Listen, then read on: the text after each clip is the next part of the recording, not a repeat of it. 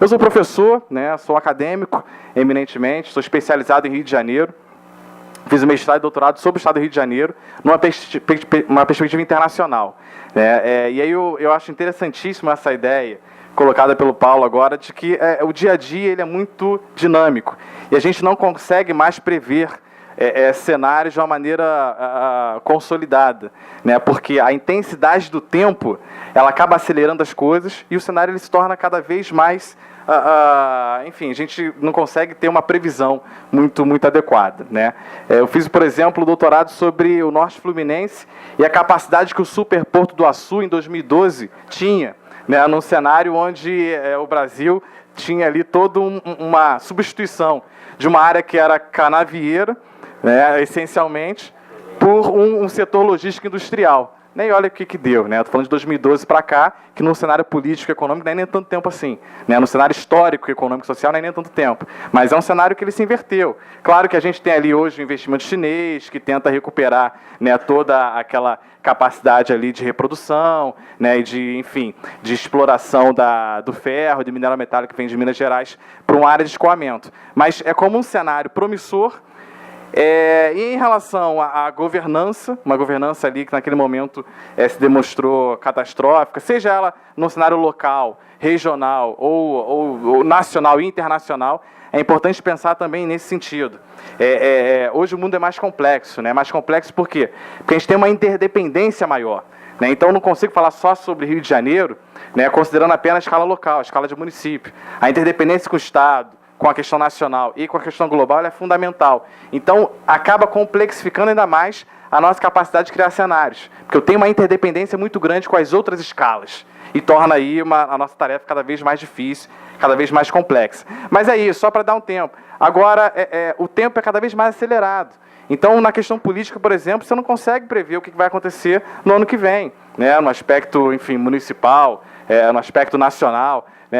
Enfim, a gente tem eleições aí que está acontecendo já, as convenções e por aí vai. A previsão, né, do que pode acontecer também ela é uma grande interrogação, né, pelas essas variáveis hoje, né, do tempo, da comunicação, da globalização, enfim, as variáveis hoje econômicas, sociais e políticas que acabam dando uma dificuldade muito grande na construção de cenários. Tá?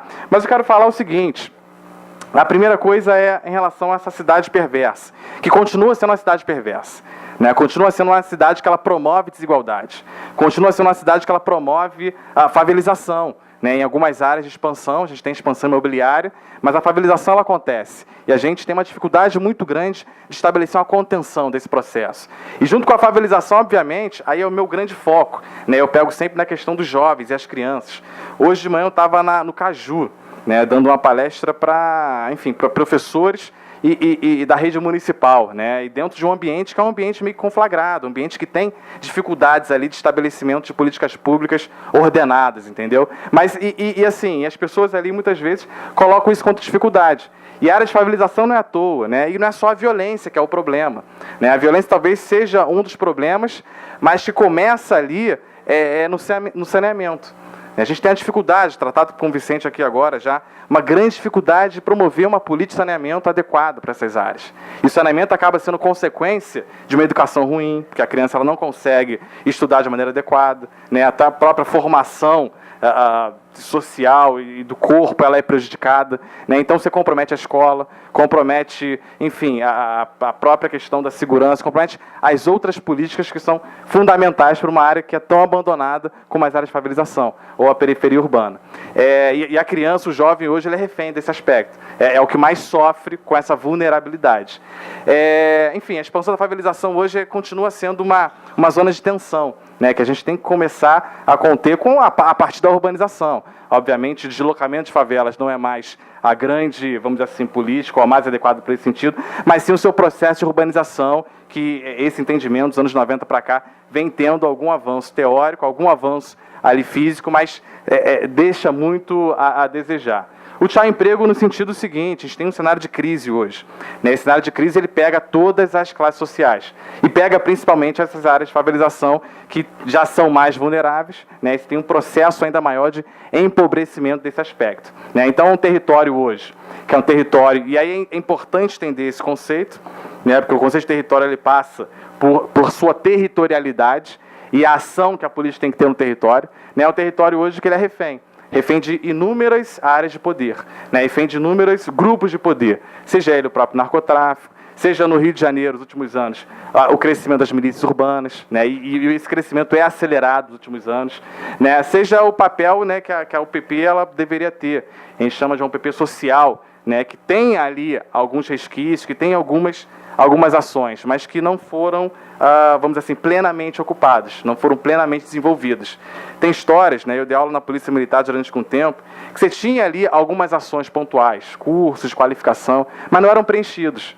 Né, não eram preenchidos porque você tinha uma lacuna anterior, né, àquele exercício, aquela vontade da população, vou fazer um curso, eu vou participar de uma qualificação. Né, boa parte não tinha nem vontade, né, de você chegar e se matricular ou entrar numa questão como essa. Aí você pergunta, a lacuna é muito anterior a essa questão.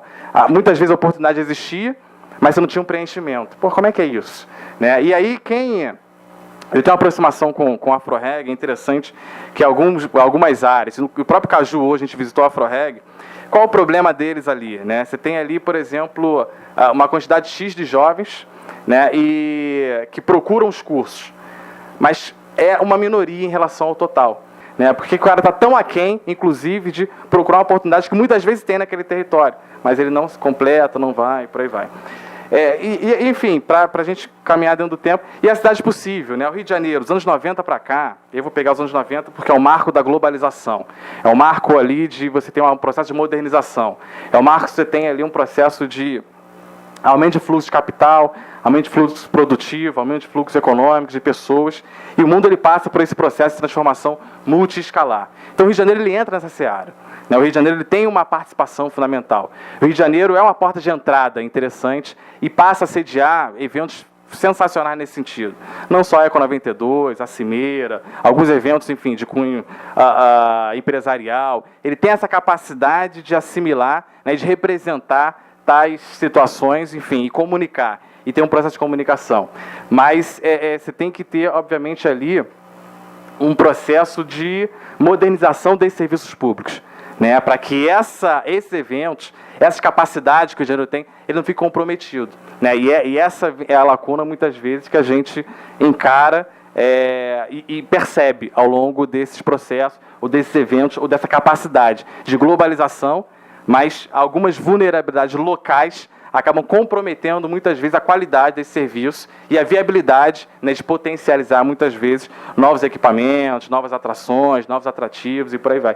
Na Olimpíada, a gente percebe um pouco isso. Né? A gente tem aí uma criação, uma construção de infraestrutura, mas algumas lacunas pontuais, né, de cunho, principalmente dos serviços públicos, ela acaba comprometendo, muitas vezes, uma outra realidade. Mas, enfim, é possível prover, né, uma integração global, é possível prover um processo ali de anexação e principalmente de globalização de um Rio de Janeiro, desde que você tenha uma melhoria e uma qualidade maior dos serviços públicos aplicados. Claro, o processo de governança ele tem que ser fundamentalmente colocado nesse sentido. A gente coloca o turismo ali por entender que o turismo tem o maior potencial hoje econômico do Rio de Janeiro. E ser um setor, não só um setor, mas uma capacidade de criar situações transversais. Né? A partir do turismo eu consigo naturalmente ter uma melhoria ou uma exigência maior do processo de transporte, de comunicação, do serviço de saneamento, que talvez seja a nossa maior lacuna, mas é o potencial forte a ser explorado. E tem uma gordura muito grande para poder queimar e colocar o Rio de Janeiro nesse ponto aí de atração.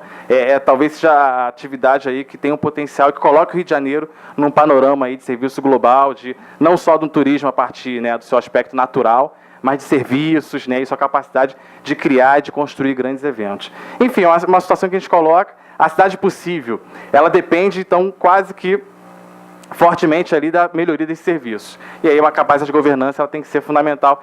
Vindo ali para a questão do Vicente, né, o Rio de Janeiro tem que dialogar muito bem, né, com os outros municípios, com Niterói, com São Gonçalo, enfim, com o Duque de Caxias, com Nova Iguaçu, porque muitas vezes a capacidade de melhoria desses serviços públicos depende necessariamente do diálogo intermunicipal, né, em função ali da interdependência que existe também nesse território.